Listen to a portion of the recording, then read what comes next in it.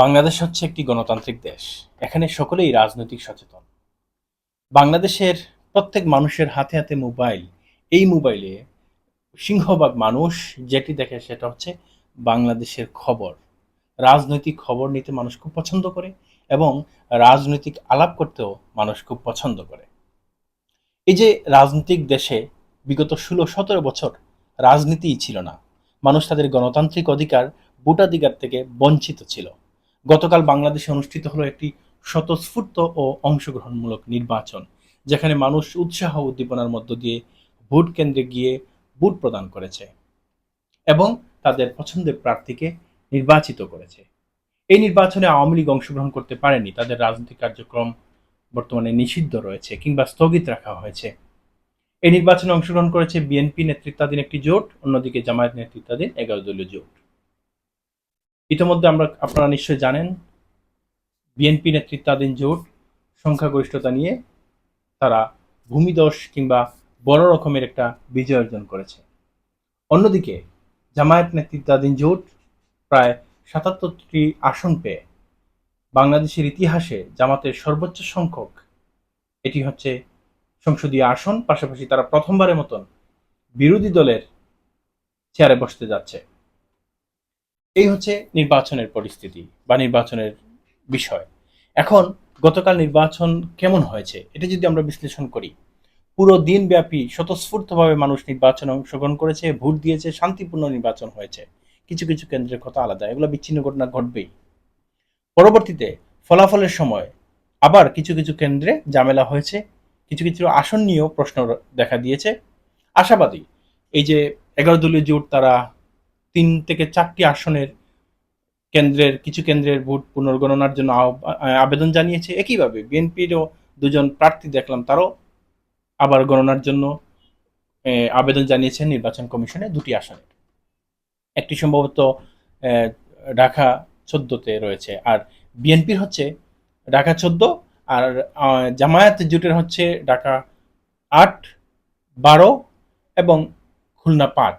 এই ৩টি মূলত তারা বেশি নজর দিয়েছেন। এছাড়া পিরিজপুর ২।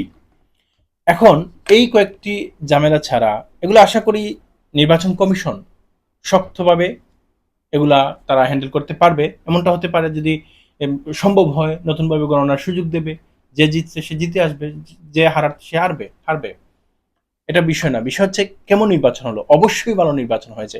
আওয়ামী লীগ আমলের যে এক প্রকার বাধাগ্রস্ত নির্বাচন, নিশিরাতের নির্বাচন কিংবা আমিডামি নির্বাচন, মানুষ হত্যার নির্বাচন, মানুষের ভোটাধিকার প্রয়োগ করতে বাধা দানের নির্বাচন, এসব থেকে এই নির্বাচন অবশ্যই শতভাগ ভালো হয়েছে এবং আমাদের জীবদ্দশায় বাংলাদেশের ইতিহাসে এটি সবচেয়ে সুন্দর এবং গ্রহণযোগ্য নির্বাচন হয়েছে।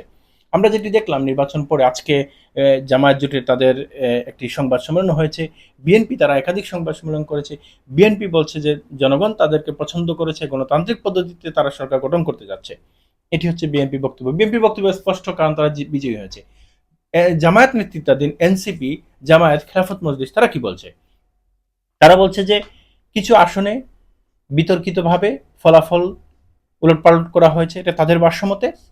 এটি যদি নির্বাচন কমিশন সুন্দরভাবে সমাধান করতে পারে কিংবা আবারও ভোট গণনার মাধ্যমে সেটা সমাধান করতে পারে, তাহলে তারা ইতিবাচকভাবে এটা দেখবেন এবং যেটা গণতান্ত্রিক পদ্ধতিতে তারা বিরোধী দলের আসনে বসবেন এটা অনেকটা নিশ্চিত।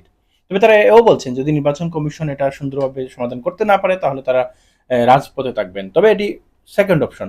প্রথম অপশন একদম সহজ, যদি নির্বাচন কমিশন এটা মনে করে যে না ঠিক আছে, ওরা বলছে আমি আবার গণনা করবো, সমস্যা কি, যে জিতার সে তো জিতবে, তাহলে এটা সমাধান হয়ে গেল। তার মানে হচ্ছে আবার বিষয়টা হচ্ছে এরকম যে যারা জিতেছে তারা বলছে না যে নির্বাচন সুষ্ঠু হয়নি, তারা বলছে নির্বাচন সুষ্ঠু হয়েছে। কিছু আসনে ভোট গণনায় তারা তাদের অভিযোগ রয়েছে, সেগুলো সমাধানের জন্য তারা আবেদন জানিয়েছেন।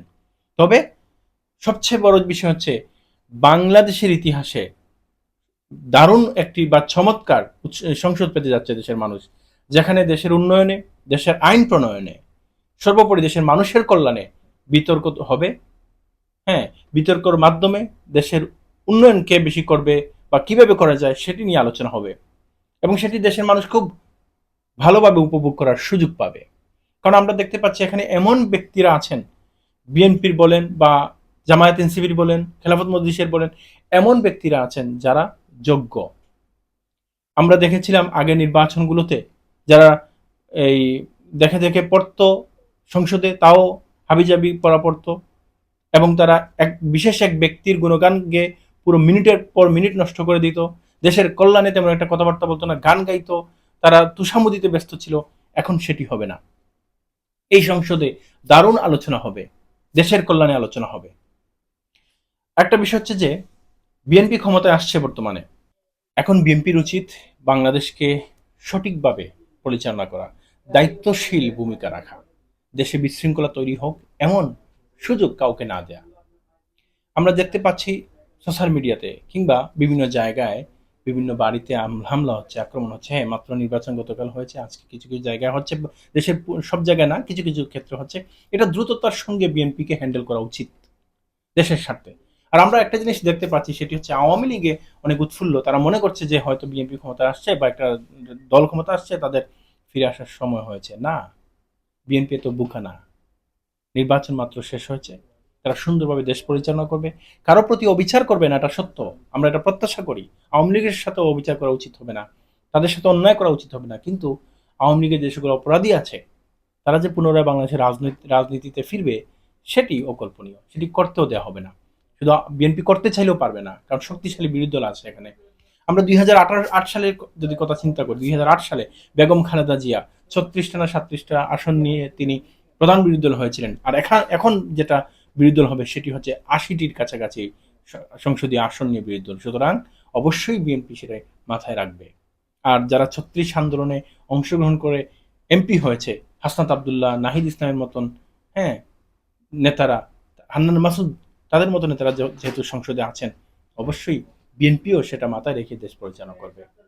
আমরা একটি উৎসব মুখর পরিবেশে নির্বাচন দেখেছি, এখন আমরা একটি স্বতঃস্ফূর্ত সংসদ দেখতে চাই, যে এই সংসদের মাধ্যমে বাংলাদেশ এগিয়ে যাবে, বাংলাদেশের গণতন্ত্র এবং বাংলাদেশের উন্নয়ন অনেক দূর এগিয়ে যাবে এবং নতুন এক বাংলাদেশ আমরা দেখতে পাবো। সেই প্রত্যাশা রইল। আল্লাহ হাফিজ।